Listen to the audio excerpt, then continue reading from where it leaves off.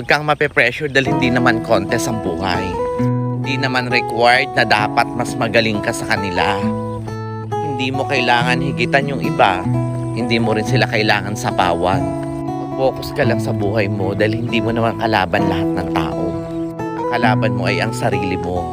Kaya kailangan higitan mo yung mga nagawa mo noon. Mas mag-i-improve ka kung gagawin mo yan. Kaya kumalma ka lang. Relax lang.